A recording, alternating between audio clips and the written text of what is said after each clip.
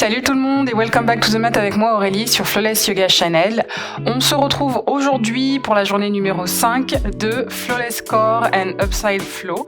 C'est aujourd'hui un jour important car on va être sur des drills, donc des exercices qui vont nous aider à explorer ici les inversions. Donc c'est une vidéo dans laquelle je vais déjà un peu vous faire un warning. Si vous avez peur, si vous savez aussi que vous avez des vraies faiblesses et fragilités par rapport à la pratique des inversions, n'allez pas faire cette vidéo en pleine conscience de ça et vous blesser, ce n'est pas du tout l'intention. Au contraire, c'est vraiment vous aider à vous approprier ces postures, à renforcer le corps mais également l'esprit et justement sortir de cette peur quand on sait au final qu'on peut faire quelque chose. C'est vraiment l'état d'esprit dans lequel je vous invite à pratiquer avec moi aujourd'hui. Et on va commencer dans le vif du sujet avec un petit échauffement qui va ici du coup nous aider à préparer les bras et la ceinture abdominale, car je vais vous donner 3 exercices qui peuvent nous aider à explorer les postures telles que le corbeau, Bakasana, ou la posture sur la tête et les avant-bras, Sirsasana. Je vais bien entendu vous les montrer, parce que dit comme ça reste un peu chinois, mais promis, ça va bien se passer. Donc on est sur une vidéo un peu plus technique, mais qui du coup n'en reste pas moins intéressante, même s'il n'y a pas l'état de flow. Je viens placer mes 2 pieds ici à largeur de mes hanches. Mes 2 paumes de main sont vers le ciel. On inspire ensemble, on étire le regard et les 2 bras. Puis à l'expire, je redescends en fléchissant les genoux, mais pas vers une chaise, vraiment avec le buste qui vient se placer d'abord en parallèle au sol. On a un bel étirement des mollets et de la chaîne postérieure de nos 2 jambes. On relâche dans une pince complète, regard entre les 2 jambes. J'inspire, je plaque mes 2 paumes de main sur les tibias. J'allonge la colonne et sur l'expire ici, on va passer par les narines pour ramener l'air. Et très lentement par la bouche ici pour activer le centre abdominal, mais également les transverses et le périnée. Très bien.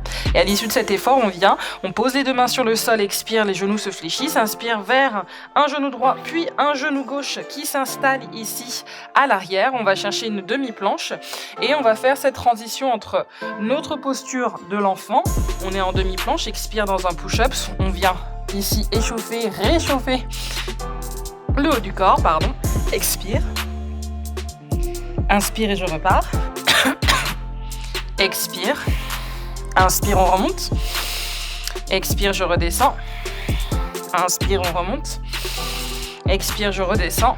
Donc comme vous l'aurez remarqué, il n'y a pas que les bras, vous êtes ici dans un engagement abdominal qui est tout aussi important que le reste. Expire, inspire, je remonte et on redescend comme ça encore 2 fois.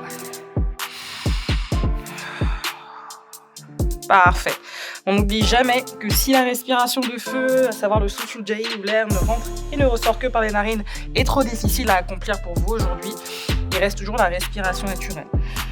Comme on dit, il nous restera toujours la respiration. Moi, je me fais un petit extra, voilà. Je redescends et je vais directement venir croiser mes 2 jambes, ramener la main gauche et la main droite, basculer mon bassin, ramener le pied gauche et le pied droit et venir au centre de mon tapis. Donc pour la suite, on va venir s'attaquer à la ceinture abdominale. C'est important dans cet exercice-là de vraiment prendre conscience de son souffle pour faire correctement l'exercice qui va être demandé parce que il peut paraître bizarre, mais il est important. Et surtout, typiquement, c'est comment faire son corbeau lorsqu'on n'est pas en train de supporter le poids du corps, mais que du coup, on veut comprendre ce qui se passe dans la ceinture abdominale. Je m'installe donc avec mes pieds ici, un peu plus larges que les hanches. Je pose mon bassin vers l'avant, je m'aide de mes avant-bras pour atterrir sur le sol. Et je vais juste venir enrouler le bassin à l'expire pour ensuite placer la colonne vertébrale sur le tapis. Une fois que l'on a fait ça, on essaye de rester avec les épaules hors du tapis pour décoller notre pied droit et notre pied gauche. Les paumes de main sont de chaque côté. J'expire, je serre au maximum pour 4, 3, 2, 1. On inspire, on ouvre de nouveau. Expire, je recommence, le menton vers le cœur, les pieds toujours pointés. On maintient le souffle. 3, 2, 1. Inspire, je relâche, je repars une nouvelle fois, expire. Et je maintiens. 3, 2, 1. Le dernier, on inspire. Expire et je maintiens ici pour 3, 2, 1. On va reprendre le même exercice, sauf que vous passez les mains à l'intérieur. Et cette fois-ci, on est sur un mouvement de répétition. Expire. Inspire, je remonte. Expirez. Inspirez, remontez. Une nouvelle fois. Expire. Inspire, on remonte. Expire et je reste ici pour 4. Serrez la ceinture abdominale. 3. Aspirez le nombril. 2. 1 et relâchez Apanasana. Alors ça, franchement, c'est des exos, vous allez voir, plus vous les faites, plus vous allez comprendre que vous êtes dans un renforcement pur et profond, d'accord ? Il n'y a pas...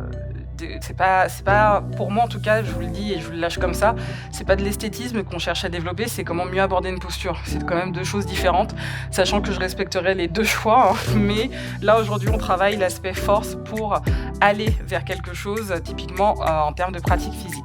Une fois que l'on a fini cela, on lève les deux jambes, on vient ici plaquer les doigts de la main derrière les genoux, inspire, je décolle mon bassin, expire, je me redresse, d'accord ? Donc on va commencer ici avec le corbeau, donc c'était un petit échauffement comme je l'ai dit, et j'en profite pour vous rappeler que ces mini-vidéos de cette mini-série sont bien entendu à ajouter les unes avec les autres, mais également avec les plus grandes vidéos que vous avez sur la bibliothèque YouTube. Je m'installe donc à l'avant de mon tapis, paume de la main droite et de la main gauche, et justement, on va venir travailler le centre une dernière fois pour aller vers sa posture du corbeau. J'explique, et d'abord, du coup, je montre la posture du corbeau. Je viens articuler ici les orteils vers l'avant, je marche.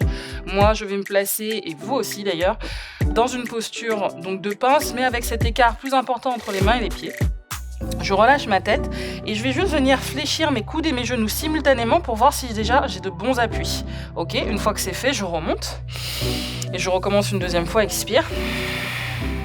Vérifiez au fait que vous n'avez pas le souffle qui est coupé lorsque vous faites votre expiration pour essayer de passer, comme vous pouvez le voir, les fesses au-dessus de vos épaules. On inspire et expire, je relâche. Parfait. Une fois qu'on a fait ce premier test, donc on a la bonne distance entre les mains et les pieds, on va venir fléchir donc de nouveau simultanément les coudes et les genoux, et j'insiste sur les deux versions que je vois et qui existent au yoga. Il y en a qui vont aller avec les coudes vers l'extérieur, du coup ça va nettement plus s'écarter au niveau des hanches. Je ne suis pas contre, mais il y a quand même un relâchement de la ceinture abdominale qui est plus important que lorsque vous gardez les genoux dans l'axe de vos hanches, et c'est celui-ci qu'on va essayer de développer aujourd'hui. Donc je repose mes deux mains, j'inspire, et là je vais arrêter de parler, je vais juste vous demander de regarder. On inspire.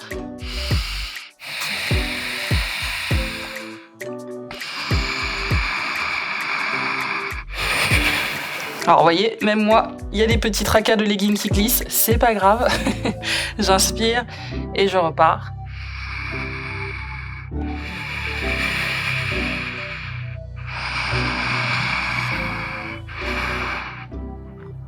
Je maintiens ma posture avant de la relâcher.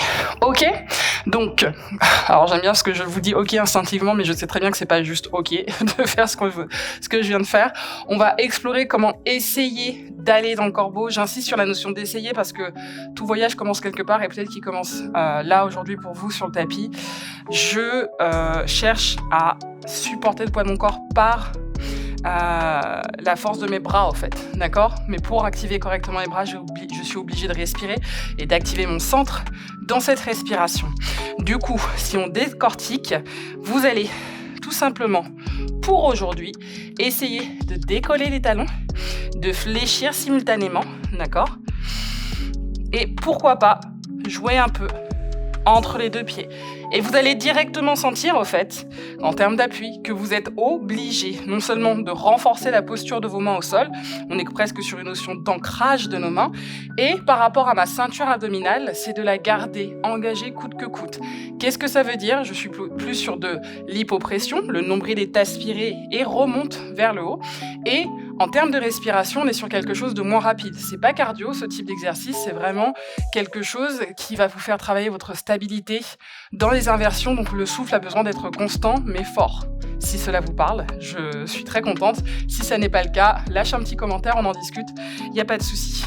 Donc on refait ce petit effort encore à 2 reprises, donc je reprends la bonne distance, inspire, expire, et puis un pied, on relâche, un deuxième, on relâche. Et peut-être qu'à force de pratique, ou peut-être aussi par chance, parce que c'est aussi ça parfois le yoga, il y a ce côté un peu de chance, chance du débutant littéralement, on va le faire, ça va venir du premier coup, mais je tiens à être honnête, pour le corbeau, en général, je vois plus des gens qui vont le faire sans respirer et qui vont ensuite relâcher par stupeur la posture en mode oh, « je l'ai fait mais c'était dur ». Donc c'est normal, tout ça c'est normal, mais je tiens vraiment aujourd'hui qu'on reste sur ce premier exercice qui est quand même génial. C'est vraiment je décolle sans décoller, car je fais une alternance entre mes deux pieds, ce qui va m'apprendre encore une fois à respirer correctement dans la posture, à sentir mon corps dans l'espace, d'accord ? Donc par rapport à la posture, qui n'est pas un schéma habituel, personne ne marche en corbeau. Et enfin, respirer avec une ceinture abdominale engagée. Donc ça, c'est pour votre corbeau. Je ne vais pas dire la boucle est bouclée, c'est le début d'une belle série que je suis en train de vous offrir. Il y en aura d'autres sur YouTube. Mais pour aujourd'hui, je veux que vous essayiez déjà de sortir de votre zone de confort en pensant vraiment à ce bassin qui s'élève au-dessus des épaules, la flexion de vos coudes et l'empreinte de vos mains, l'ancrage de vos mains sur le sol. Deuxième exercice, et pareillement, là je ne vais pas chercher à vous dire accomplissez la posture, mais plutôt apprivoisez la posture, c'est Sirsasana. Moi c'est une posture coup de cœur, car avec cette posture, j'ai appris littéralement à tomber de l'autre côté en allant dans des inversions. Ce n'est pas ce que je vais faire avec vous aujourd'hui, mais on va juste explorer le L-Setup. Le L-Setup, qu'est-ce que c'est ? C'est ce que je vais faire, donc sans parler, pour vous montrer que vous aussi à la maison, vous pouvez vous entraîner. Je m'installe donc sur le sommet du crâne, ceinture abdominale qui s'engage à chaque expire. Mes coudes ne sont pas à largeur du tapis, mais plutôt à largeur de mes épaules. Je vais venir activer les orteils du pied droit et du pied gauche. J'inspire. Et j'expire pour activer le centre. Une fois que cela est fait, on va activer les orteils en les enfonçant dans le tapis pour inspirer et décoller les genoux gauche et droit. Et on va venir marcher jusqu'à ce qu'on sente que le bassin est surélevé au-dessus des épaules. Ça, c'est une option jambes souples. Si vous n'avez pas les jambes souples, s'il vous plaît, pliez bien vos genoux pour garder la ceinture abdominale engagée et sentir correctement le poids du corps sur votre tête. À partir de là, quelle que soit l'option, même si vous avez un genou fléchi, on va venir tendre une jambe pour essayer de placer le poids du corps au-dessus de nos hanches, avec nos deux jambes. Et là, vous l'avez, votre L-Setup, d'accord, vous voyez, qui va m'aider du coup à placer mon autre jambe au-dessus de mon bassin. Et on relâche en douceur. Là, c'est le moment où je vous dis « Ok ». Ça n'est pas aussi facile qu'il n'en paraît, je vous l'accorde, mais justement, c'est aussi mon rôle en tant que prof de vous accompagner dans des zones peu éclairées de votre esprit par rapport à votre pratique. Donc là, entre guillemets, l'exo est simple, mais bien les guillemets, bien grasse, bien ici dans tout l'écran. C'est simple dans le sens où vous avez un mur, je vous engage à le faire. Mais attention, ne venez pas vous coller à votre mur. Je préfère que vous mettiez donc la distance d'un avant-bras, ok, entre votre tête et votre mur pour faire l'effort. Et je vais vous faire la petite démonstration ici. Je m'installe donc, alors moi je vais même y aller, je suis sur le bord de mon tapis du coup, ici. Et le mur, c'est juste pour vous accompagner en cas de vacillement ou de chute. Je suis installée, d'accord ? Je repars, inspire. Le L s'installe et je viens peut-être poser mon pied, mais attention à ne pas vraiment chercher à vous bousculer contre le mur. Je me grandis, je place et vous essayez de sortir. Et on respire et peut-être que le corps va s'affaisser, va bouger, mais votre mur est là pour vous supporter, effectivement. Et on redescend avec douceur et engagement. Ah voilà. Donc ça, ce sont les exos que je viens de vous montrer et qui sont importants pour votre chemin vers les inversions. Et je vous ai vraiment, alors selon moi encore une fois, parce que chaque prof a une inversion simple selon lui, moi je trouve que le corbeau et l'inversion sur la tête avec les avant-bras sont plutôt accessibles quand on commence. Donc faites ces exos, explorez, ressentez, sentez-vous essoufflé, c'est tout à fait normal tant qu'il y a de l'oxygène. ça va aller. Et surtout, poser des questions, d'accord? Je suis vraiment là pour ça et cette vidéo, elle est particulière dans le sens où on est sur quelque chose de technique et je l'espère un peu fun. N'oubliez pas qu'il y a le mur, n'oubliez pas que vous pouvez mettre plein de coussins autour de vous dans le corbeau lorsque vous avez peur de tomber, mais surtout aussi, vous pouvez m'en parler et je serai là pour vous aider du mieux que je peux. J'espère vraiment que ces tips vous ont aidé. Moi, j'espère que je vous retrouve au jour 6, au fait. C'est même pas j'espère, je vous donne rendez-vous au jour 6. Merci.